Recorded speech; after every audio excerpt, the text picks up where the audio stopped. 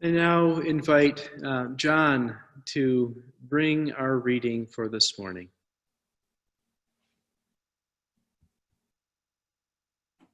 Thank you, Reverend Drew.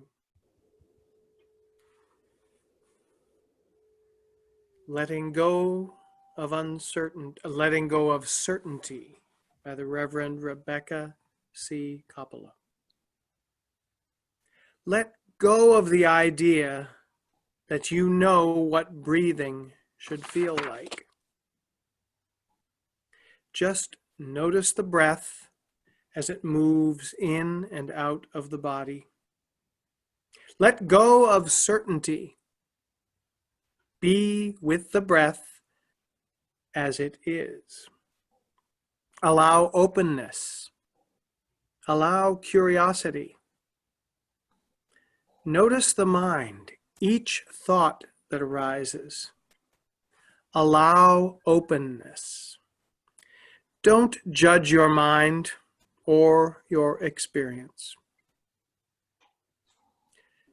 Be loving in your curiosity about each thought. Let go of certainty. Let go of any idea about what you should be thinking, accepting your thoughts exactly as they are. Be with yourself as you are. Be curious about who you are. Love how you are in the world. Gently take a deep breath, maybe even a big sigh.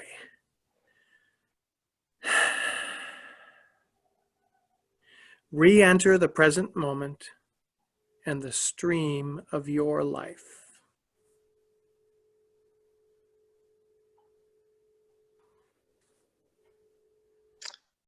Thank you, John, and we love you the way you are, especially the way that you read those readings. We'll now lull you into a wonderful state of being with our special music performed by Molly Webster.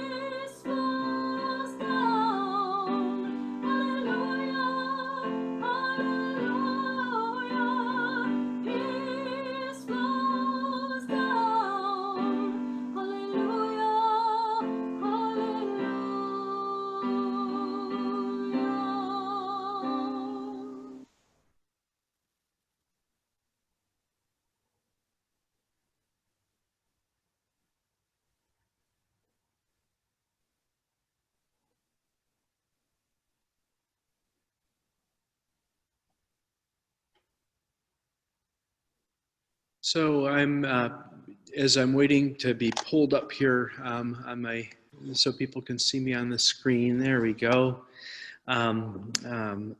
This morning we'll begin examining our monthly theme of renewal, and I think it's a theme that is probably something we all need and want right now in our lives. Our world needs a lot of renewal. But before we begin, or as we begin, I have some questions for you. First, take a moment to center yourself. Take a deep breath or two. Relax in this moment. Make yourself as comfortable as you can in the space that you are now in. Take a moment to start looking inwards and consider these questions. This reflection is for your benefit. It is not a test, and you don't have to share this later on with anyone in particular. But if you might want to, share it with a friend or perhaps your pet at some future point. Our first question is, when was the first time did you experience the sacred or the holy in your life that made a change in your life? Do you recall the first time that you became aware of yourself as a spiritual being? What did you find? Where did you find it? What did it feel like? Was it warm and fuzzy? Perhaps it was liberating. Maybe it was downright terrifying. Perhaps it was a culmination of many of these things, or maybe it was none of them at all. Again, there is no right or wrong answer. There is only your answer. Continue thinking back. What was your first connection with this congregation? What were the initial events or event that made you feel like this was a place that might support you in your spiritual journey or hold you simply as you are? Take a moment. Try to remember what that was like. How did it feel? If you can, try to remember just what the energy was like. There's no need to name or to describe it. Just use your imagination and try to re-experience that energy throughout your whole body, just as it was back then.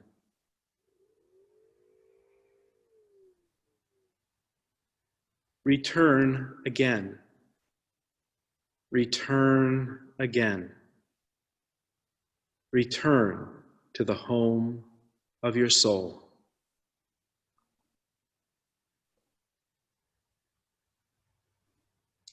If you're able, I'm going to invite you to put a bookmark in that energy that you're feeling right now that you're reconnecting with, or maybe you're still not quite there yet. But place a bookmark there so you can come back to it. Maybe later on today or next week or whenever you are able to find time to do that. Take another deep breath or two. And as you are ready, slowly come back to the space of our online Zoom worship service.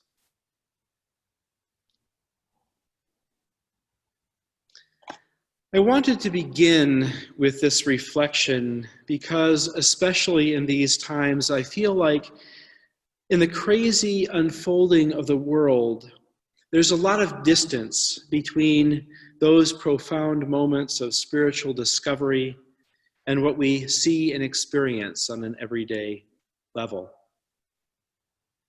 Theologians tell us that human beings are meant for spiritual and inner reflection.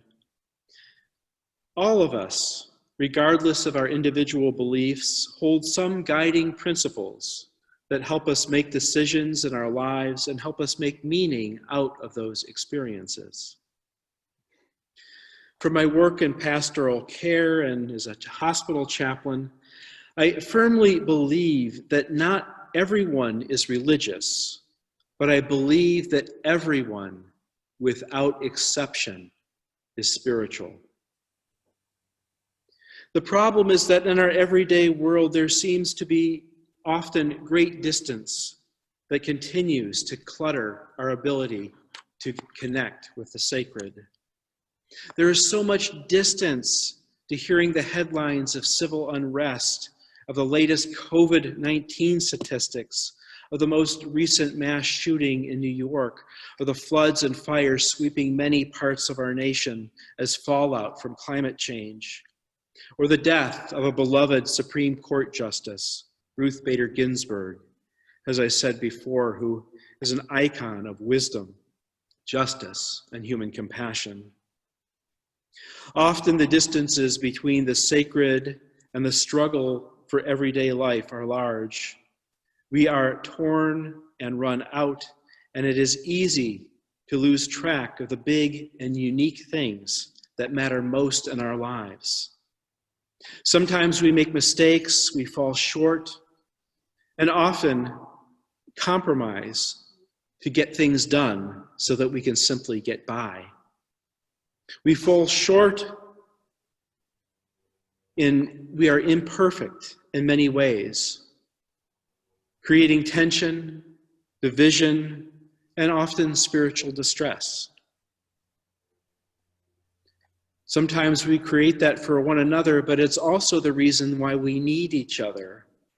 That is why we need a community and communal worship and rituals to help us come back and return again to our soul's home, to that which is useful and life-nourishing.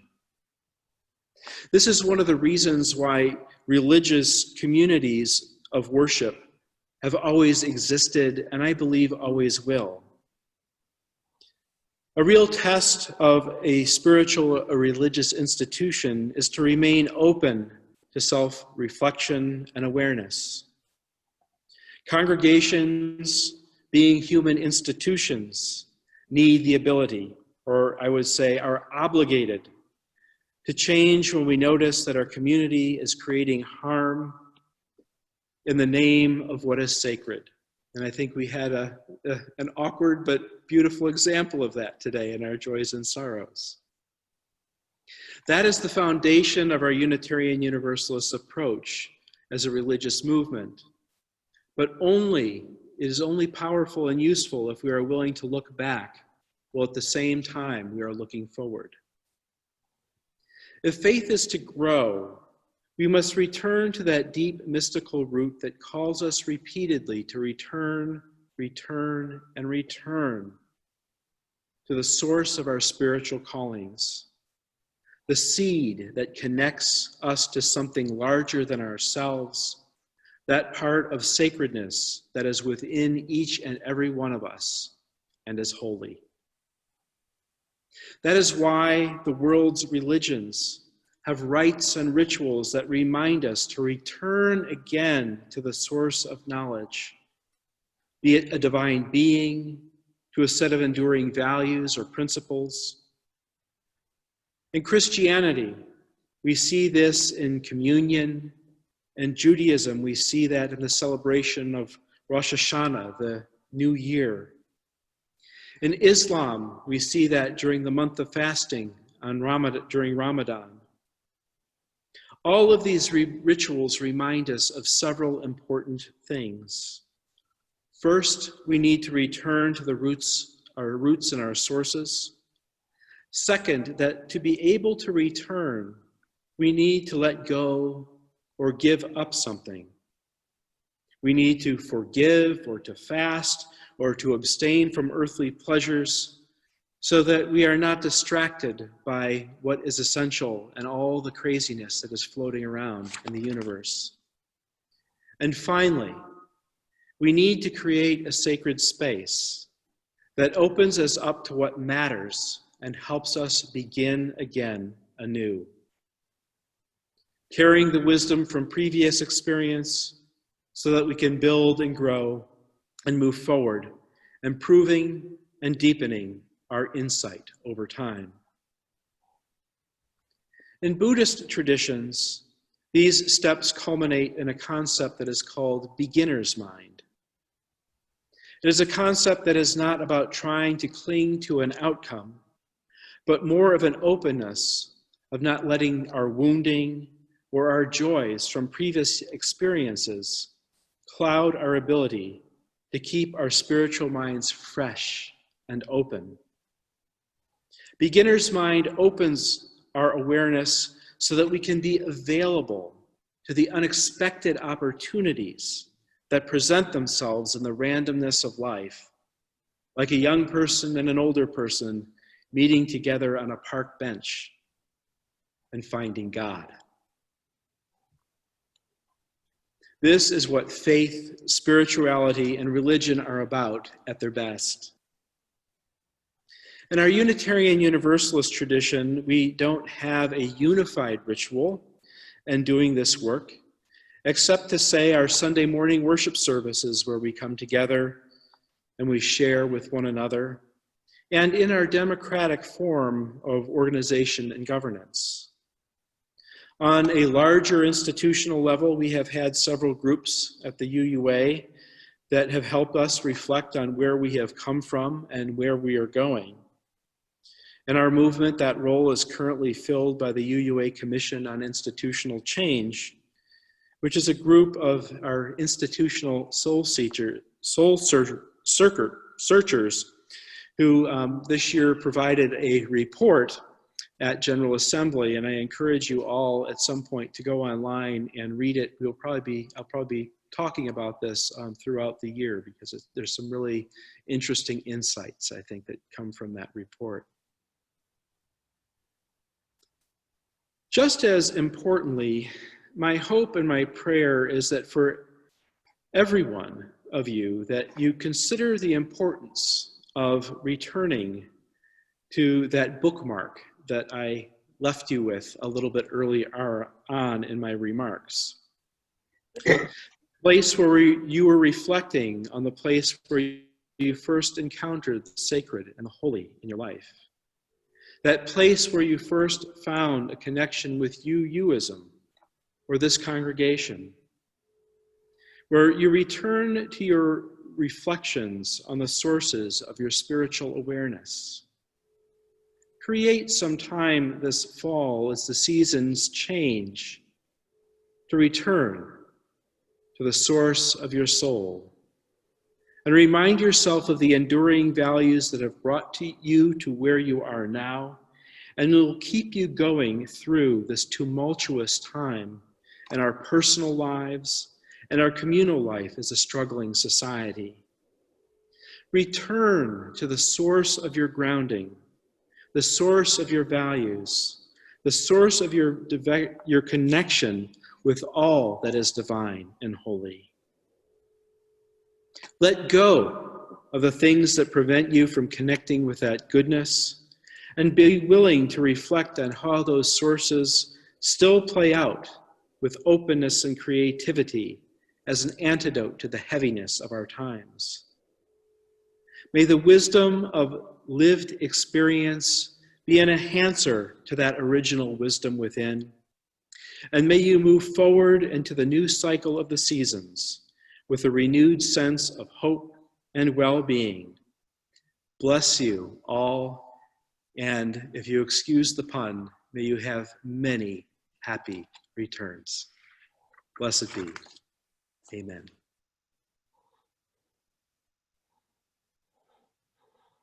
I now invite you to sing in closing, our closing hymn, which Lori will pull up here, Gathered Here.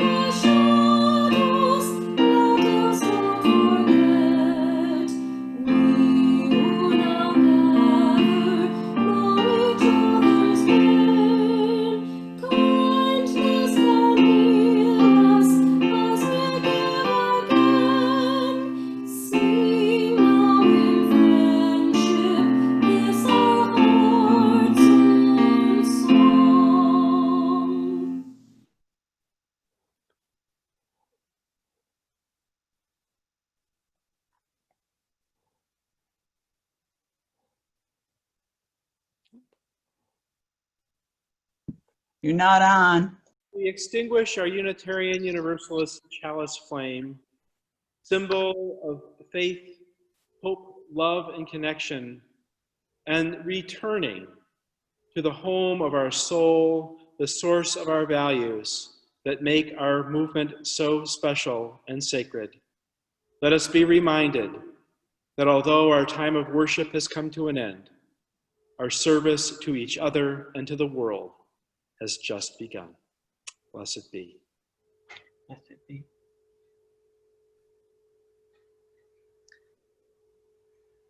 Please now join in singing our benediction.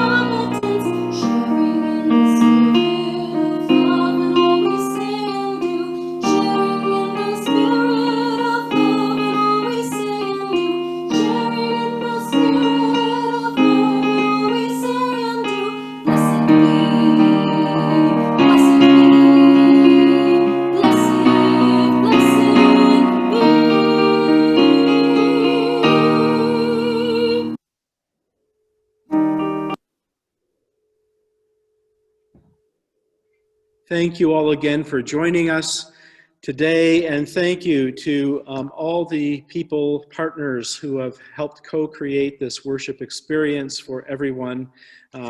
Give them some happy hands. A lot of work goes into creating these. Thank you all, and I hope that if you are joining us for the first time, that you'll hang out. In a minute here, we'll move into our virtual coffee hour. We will split people into smaller groups where you get a chance to introduce yourselves and say hi, and just have a conversation about how things are going with you at this time and place. So we'll give people a few moments here to move into, if you want to log off, you can log off so we don't have any empty rooms. And then we'll move into these smaller groups. So thank you all, and look forward to chatting with some of you in a moment here as Lori puts us into some smaller group rooms.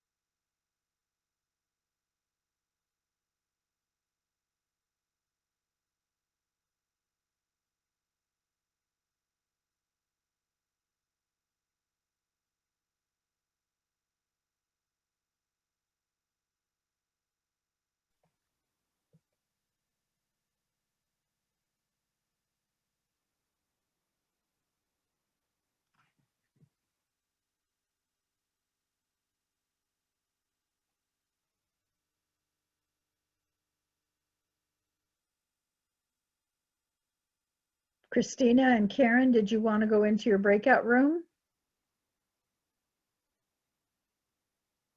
You there, Christina?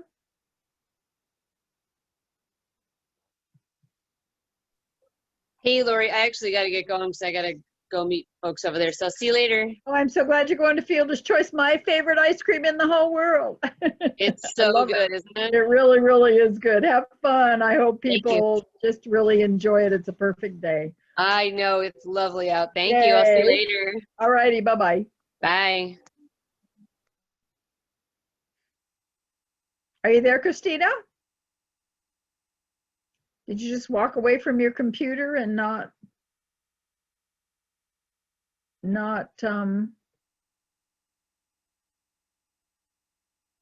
No, that's too bad. Would have been fun to talk.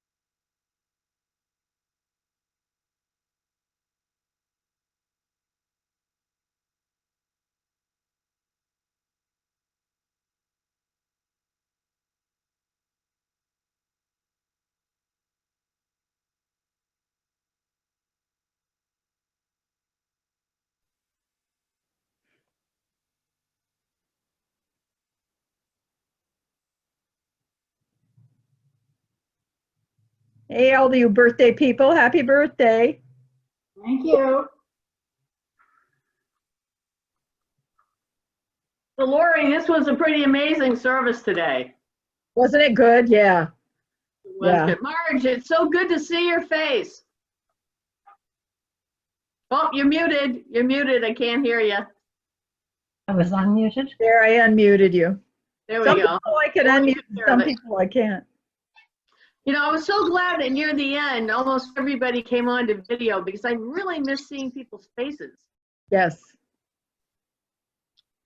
I'm missing people. Yep. Well, hopefully people can turn out for the second Sunday food thing. That'll be on Columbus Day weekend. So maybe more All people right. to do that. I'm glad to see they corrected the e-news because they had it that it was going to be another chime thing today, and I knew that was wrong. Oh, Hey, Chuck. Sometimes, yeah, well, sometimes when you reuse stuff, it's hard to remember to take out the stuff that isn't current. Yeah, yeah, right. So Yeah. for you people that are rejoining, I just said it's so good to see people's faces. I hope everybody continues to do the video part at some point during the service. Yes, yes. So how do both Patties have birthdays with both the same age on the same day? My No, Patty was on the 19th, but you know, close enough. Oh, okay. yeah, but that's nifty. And there's I know, so I'm many jealous of Virgos. that, Patty Alcott. That is still an interesting occurrence. It is. So I chatted with Patty Alcott and said, so you guys are almost twins, but she was born first, so. Ha ha ha. Oh, yeah. Gotta give my a day or two. She's got it on me. Patty Alcott, has Heidi Hooper sold the house? Is that why now she can leave? She sold the house quite a while ago, a month or so. So she's been staying in Sorrento, Sorrento, her yeah, I saw- family home. Yeah, I saw you. And but her son is coming Wednesday, I think, and they will drive together down to Pennsylvania. So, Wow. you know, we saw her yesterday for the last time before she goes to Pennsylvania. So that was a I little wish her all the best. sad. Yes, we do. Absolutely. Wish her the best. Yeah. That little Yeah, devil, I she will. ended up leaving membership fellowship committee several months earlier than she had to. Aha. I thought she was Shame on leaving in her. the spring. Called phasing out. Well, Pittsburgh's on the whole other side of the state. Yeah, it's all the way over. Yeah. Yeah. That's a long way and a long drive, and I know she'll be with her son and all their grandbabies. So that's Yeah. a really good thing. And I love the pictures of you and Heidi Crozier, Sipakowski, the three of Oh you. yeah. You three musketeers. I think, she's going to commit for a year to Pennsylvania. So, Oh. I mean, I'm going to be looking for all kinds of places where she could come and live here, after a year. But, Uh-huh. we don't know. Perhaps she'll stay there. Perhaps she'll come back. She was looking for a house. Was she going to buy a house or just rent? Probably rent, but,